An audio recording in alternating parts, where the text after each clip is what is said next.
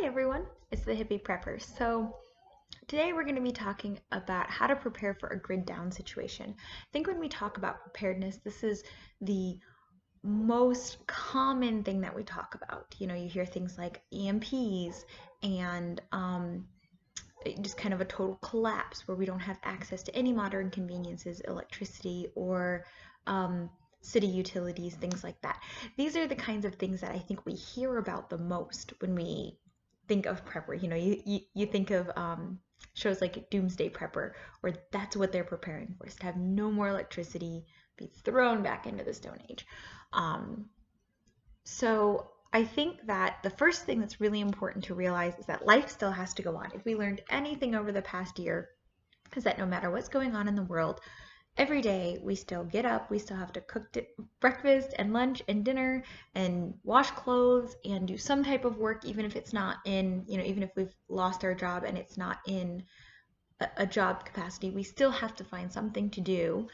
And it's important to keep in mind that no matter what happens, we still have to do these basic everyday things. It's not like camping where we can just kind of give up for a little bit for a week or so. And if we don't shower, we don't get things done, it's whatever. And then we get home and we can do all the laundry and we can, take a really long hot bath and go out to eat. It's not like that. These long-term grid down situations are going to look a lot like camping, but if you were living out of your tent. So when we're thinking of what to prepare, try to think of what you do in your kitchen and your bathroom the most. And then make sure that you can do these things efficiently, not just that you can get them done, but that they are efficient. There's a very high probability that if parts of the grid go down, you are still going to have to go to work. Your kids are going to still have to go to school. Like all that stuff's still going to be happening. And so being able to plan ahead and be efficient in those things is really important. Just think of all the stuff that you have to do every day, and like laundry, dishes, showering, cooking each meal. Now add an hour onto each of those activities and you can see how exhausting and how much energy that will drain very, very quickly.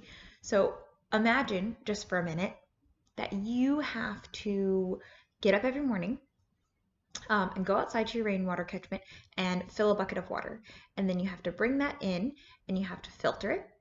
And then you can start breakfast. And things might not be open for you to just run through a drive-through and grab it, especially if there's a grid down situation. So those things aren't available. And so you're looking at oats, you're looking at pancakes, you're looking at eggs and toast, something like that you have to make. And so I think we're all a little bit used to this idea of, well, you can just grab a bowl of cereal if you're running late, and you can't do that anymore. And depending on what other preparations you have in place, this may also look like starting a fire in your wood burner, and that takes some effort and some time. Or, getting your grill started if that's how you're gonna cook when there's not electricity on your range in your house. So those things take a lot of time and energy, and being able to do the things mostly that happen in the bathroom and in the kitchen efficiently is going to be really, really important for you having the ability to sustain a long-term event. Try to remember to have an abundance of games and activities, especially for your children. The reason for this is if we're just on our phones a lot. A lot of our kids have screen time as a reward or as, just part of their day. And this is really, there's kind of a fun little app that you can download, and it tells you exactly how much time you're spending on each app. And when I downloaded that, I was super surprised to see how much I was spending on just Facebook and YouTube and, things like that. So to fill those gaps in, we're going to be doing a lot of work, but we still need some downtime. That's a hard transition mentally.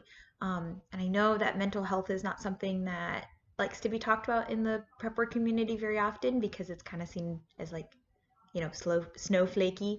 And yeah, maybe it is a little bit, but you know, we still have to deal with that on a daily basis. It's hard. It's a difficult transition. We did not grow up doing those things.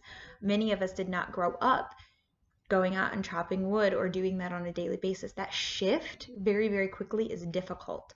So being able to take care of your mental health through that transition point is really, really pivotal to being able to stay motivated to keep going. This is another one that is probably not said very often, but consider a vegan diet if you're currently not raising and or canning meat actively. Talking to a lot of the probably beginning preppers or beginning homesteaders, real life is that it takes a couple years to get a flock going. It takes, I'm sorry, I don't think that that's the proper term for for chickens. See, I'm a beginner too. This is where this is coming from. But it takes time. You can't just go out and buy chickens and have eggs the next day. You have to build things up. You have to build housing for them. You have to make sure you have grain stores. You have to make sure you can grow that grain to feed them or have an alternative food source. It takes time and effort. And a lot of times money. So if you don't have that available right now, consider a vegan diet where you can buy a lot of things in bulk and then just grow vegetables and incorporate that into the like grain stores and beans and stuff that you have just from preparation. I am planning on doing some videos on that, and I have a little meal plan that I made up in the description box. I'll try to do a picture of it below or something like that so that you can see. But I am planning on doing some videos based around that. These do not have to look like avocado toast and, you know, some of those more expensive and luxurious things that you see in vegan eating. These are really, really just good, hearty meals that don't have to take meat and dairy, because the idea of being able to have chickens and some cattle and maybe a pork hog, and those things are not real life for some people. For many people, particularly people who are just starting out or still living in the cities, it's just not an option. But what is an option maybe is storing lots of dried things and then having a functional garden.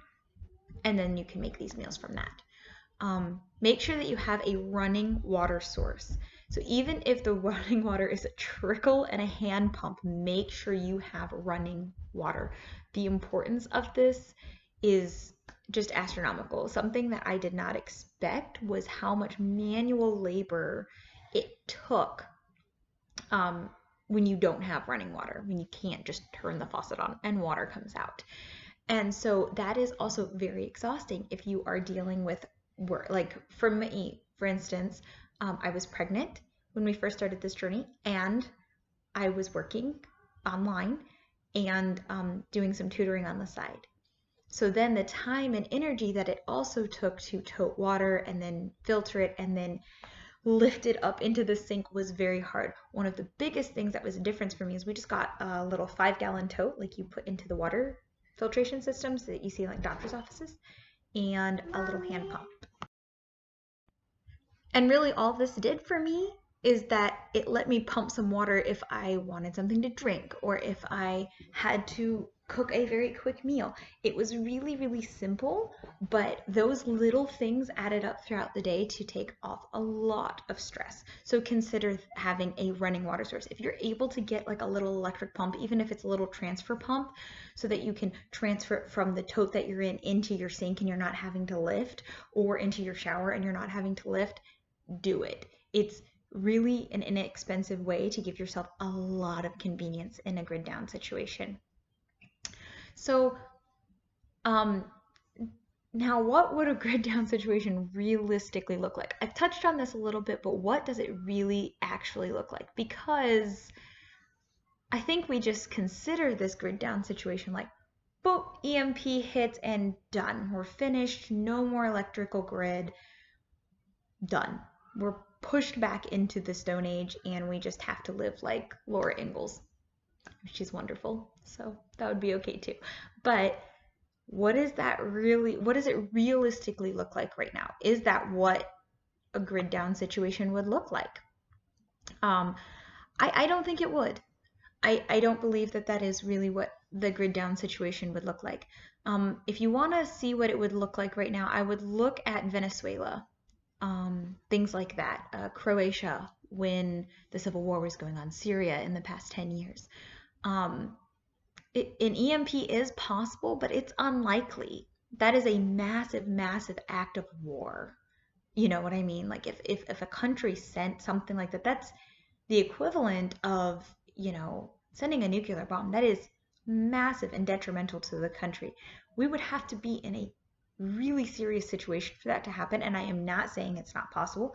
Absolutely is possible. There are countries who do not like us who have the capability of doing that. So I don't believe that it should be ruled out. I just do believe that it is more unlikely than a situation where the grid is on and off, you know. So in Venezuela right now, you might have electric for a week and then not for 2 weeks. And then you'll be fine for a month. And then all of a sudden for 3 more weeks, it's out. So it's very unstable. So instead of thinking and preparing for a grid down situation, consider preparing for an unstable grid situation. It's much more likely what we're going to see. And potentially even soon. We had lots of time in 2020 where things were not being produced at the rate that they were, particularly in China, and towards the end of 2019 as well. And some of these things have not caught up to us. We saw shortages on food, immediately fresh fruits and vegetables, and now we're seeing some shortages on boxed and canned goods because they had longer shelf life. Some of the things to fix our grid have an incredibly long shelf life, and we had some stores of them, so we might not see these repercussions from the system being down for the next little couple of months. So consider what it would look like for you if you had to have like rolling brownouts all the time or rolling blackouts all the time. If you had a week or two of electricity and then a week or two where you didn't have electricity. And again, we're still working, right? We're still doing normal-ish life, but it's interrupted continuously. Consider that as part of what it might be. So a good tip for that is that when you do have electricity, then use it. If you're going through rolling blackouts and it's kind of an unstable grid situation, the second that you have some electricity, like freeze a bunch of water so you can put it in your coolers. Wash all of your laundry immediately. Take really, really good showers. Turn on your faucets and gather as much water as you can. Fill every single container.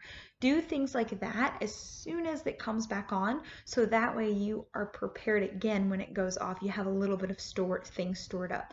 Cook as much as you can and then store it in your coolers. So you have easy meals. Do those kinds of things when you have it available, so that when it's not available again, it's not so harsh. So planning ahead in small term. Something else that you might want to do, and this is a little bit of money, being able to put some money into this, consider getting a little solar kit. You can buy them for about $50. They have a little panel already attached to them. You hook the panel up to it, and then it has just a little power box. Depending on what size you get, you can charge phones, you can charge, you might even be able to run very small appliances like a little tiny vacuum or your pump, your little transfer pump that I had spoken about earlier. So just, consider getting that. They're usually between $50 and $100, and it's a one-time thing, and then you have it. Another thing to consider is that hand pump. I know that you can get these at Walmart. They come in the 5-gallon. It has like the little neck up here and then like that. And then just a little hand pump. They also have ones for more expensive that there's like a USB charger, and you just push a button, and that might be something that you can do too. Another thing to consider is a hand-powered washing machine. There's one you do this and it washes the clothes, as for about $150. And again, that's a one-time purchase. And then anytime the power is out, you can pour water into it and you can do it just like that. It's a lot of time and energy, but you have something, and you need something to squeeze that water out too. And then a drying rack, probably not a line if you live in the city, because if there's continuous rolling blackouts like that, crime is probably going to rise, and you may have to consider not putting your clothes outside. So IKEA sells those flat racks where you can just hang your clothes. We used that for like a year and a half, and as long as we did a load every day, it was fine. Um, so consider that, getting a drying rack to hang your clothes. And then a small cooktop for some propane, or even a wood burner for the winter months. And remember that there are some, you can even use some of those outside, those little outside camper wood burners, and you can heat water and put it in a hot water bottle, or you can put bricks on it and have like warm bricks to put under your blankets, to stay warm in the house too. So even if you can't install a wood burner, you can still use that wood burner to get some radiant heat and things like that. Um, so yeah, I hope that that helps. I also hope we don't see rolling blackouts here. I think that it is a possibility. Um, with the instability of the world in general, those infrastructure kinds of things tend to be last on our mind. If we're hearing all of these things about civil unrest or about viruses and the like, a lot of times our basic infrastructure is not something that comes in the forefront of our minds. And so being able to have the stuff just stored away and ready to go is a really good peace of mind. Well, I hope to get some more videos out soon, and I hope that you stay healthy and happy and prepared. Bye!